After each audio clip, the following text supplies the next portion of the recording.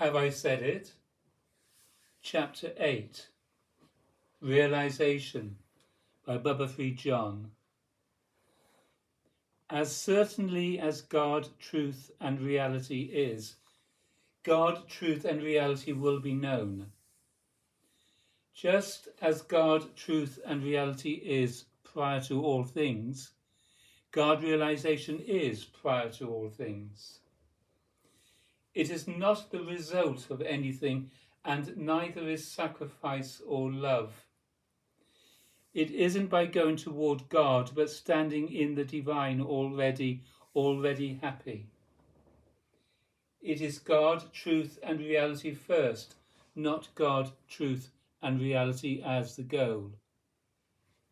Clearly, there is a paradox in doing a spiritual discipline in which you ultimately realise your own nature or condition, because it is your nature or condition from the beginning. The whole affair of this spiritual practice and the apparent transformation of an individual is an immensely complex and paradoxical business, because there is only God, truth and reality from the beginning. Divine communion is conscious realization of the real condition of the present moment. This is the condition you are presently given in which to realize God, truth and reality. The condition that may be realized today in this moment is truth, is happiness, entirely non-dependent upon changes and conditions of existence. And that is very good news, it seems to me. The highest and only true realization is truth itself, the very self or reality. To enjoy truth is simply to be awake. What is required to wake up? What can you do within the dream to wake up? Nothing. There is only the waking itself. It is like a man discovering that he has been pinching himself. His pain was always his own event, the theatre of his own action. When he finally sees, it is a simple matter. He no longer needs to go through any sort of complicated affair to get free of pain. He doesn't have to go through any kind of therapy, special diet, yoga, or mantra in order to be free. All he has to do is take his hand away. No change of state is necessary for the realization of truth. This realization involves no necessary change at all, in any dimension, but only realization of the actual prior and present condition that everywhere pertains. The dream doesn't have to be changed in any way for the waking man to feel that he is awake. Nothing has to happen to the dream, only waking is necessary. To one who is awake, the dream is obvious. No action in the dream is the equivalent of waking. All waking comes suddenly. There is no necessity to the dream, but only persistence. See it truly and abide in the real. Truth can only be already enjoyed, already the case. Truth is not a matter of seeking. There are no reasons for joy and freedom. Truth is the most radical penetration of this whole event. And only at that moment is there happiness. There is no happiness that can be acquired. There is no realization that can be attained. Only the happiness that already exists is true.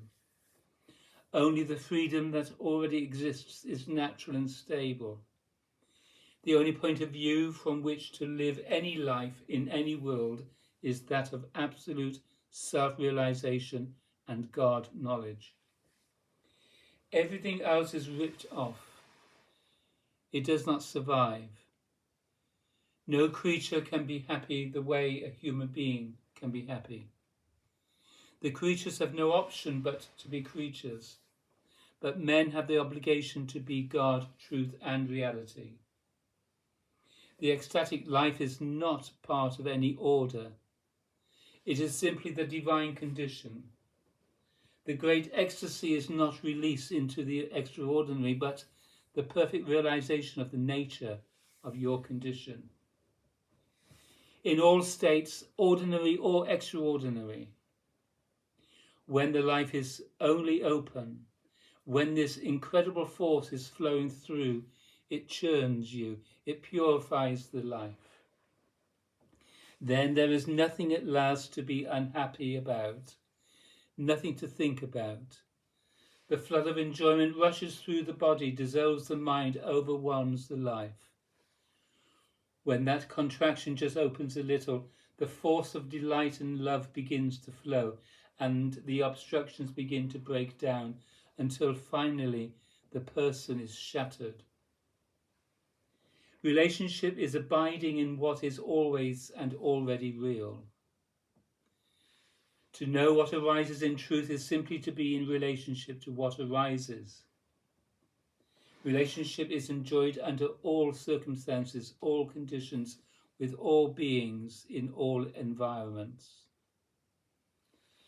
It is always simply that basic enjoyment, that unobstructed, spontaneous, moment-to-moment existence as relationship.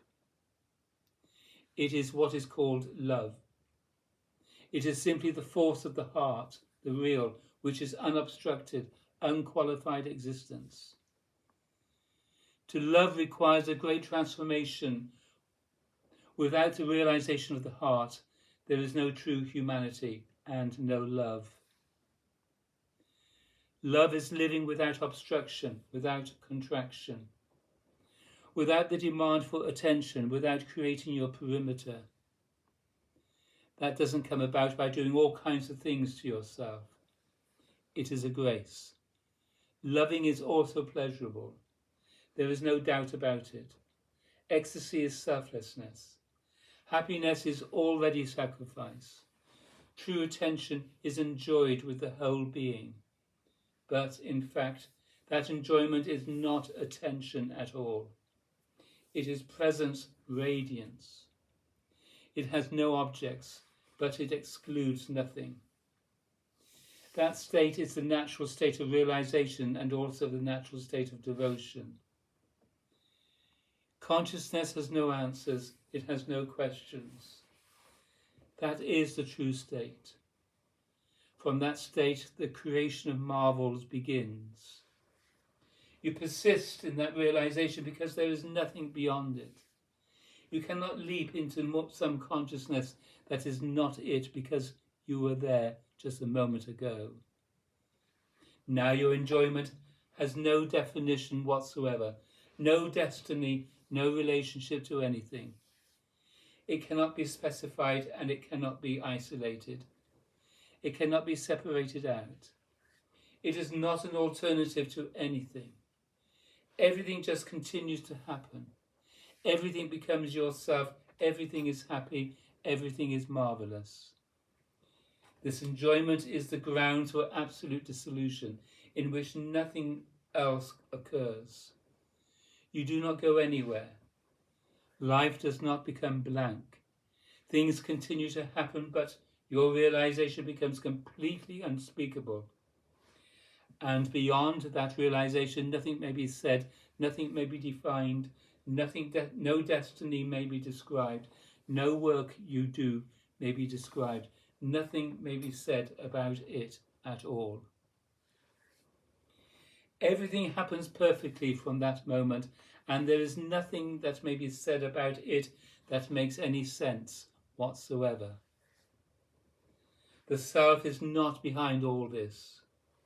The self is this without a doubt. There is no separation whatsoever.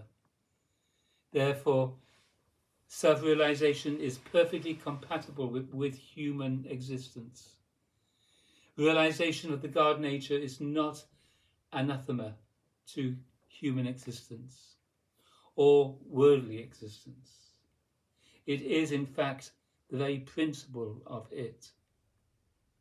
Life or manifest existence is realization.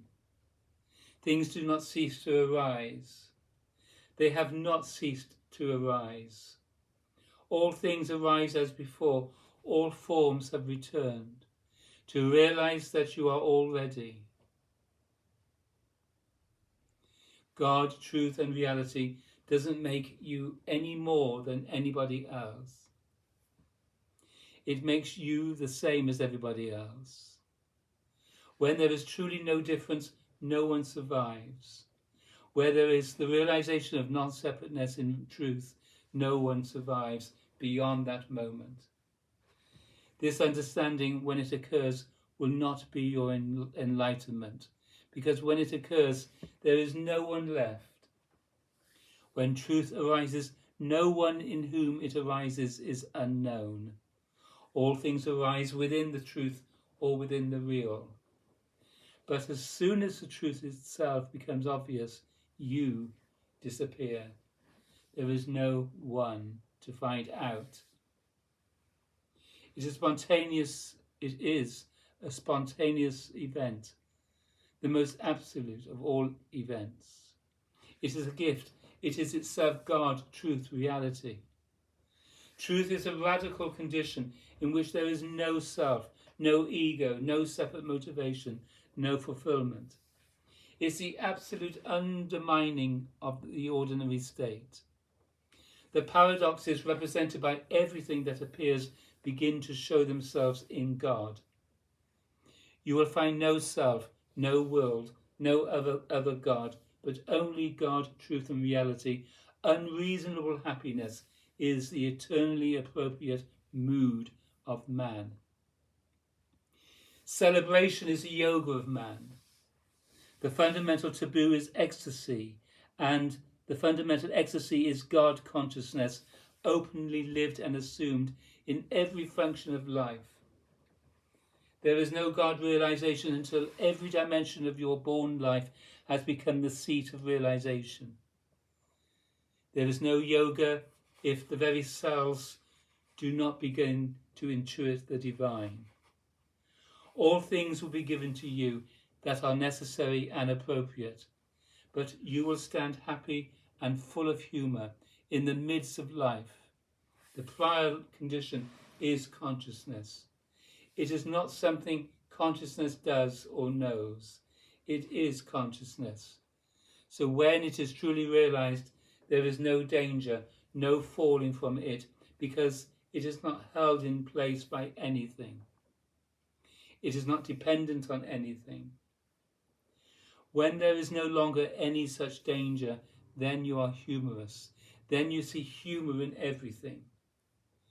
You can afford to have such humour then. But if you have to hold it in place, you can't afford to be humorous. I don't see humour in anything whatsoever. Humour has to do with God. There is no humour in life. When you perceive the divine in the midst of any world whatsoever, then humour becomes the quality you present to life. If truth begins to manifest in life as life, it glorifies life to some degree.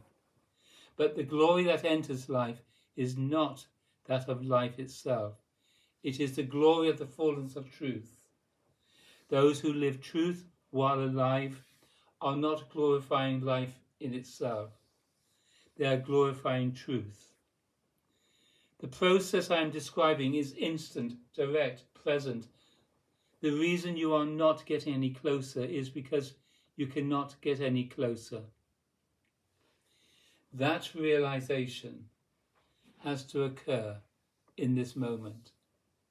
The truth is radical non-avoidance, moment to moment. It is to live this moment, this event, without conflict, directly. It is a single realization while alive. It is the condition of life in life. This realization must be lived. It must be consciously lived at every level of manifestation. Your life force must be free. It must be restored to the universe. It is infinite. There is a conscious instant in which it becomes obvious that this is so. All you will have realized after all is the obvious. Life is simply the realization of ordinariness. To so-called ordinary is realized as the perfect, the divine. The ordinary is the extraordinary.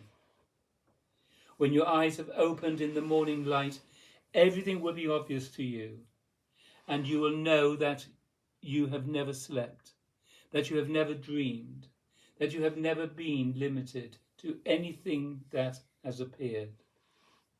You have never been in any condition that you have assumed. There is always only reality, your true nature, which is bliss, consciousness, the unqualified reality. The process in divine communion is very gentle. It is even enjoyable. The event is unnoticed. The realization of truth is as natural as a simple response to sunlight. It is no big deal. All big deals are shy of it. The absolute thing is unmentionable. There is no thing, there is the holding on to everything and the falling away of everything. No mediocre man or woman has ever realized such a meditation. No fool will ever enjoy it. No childish person will ever begin it. Da, da, da.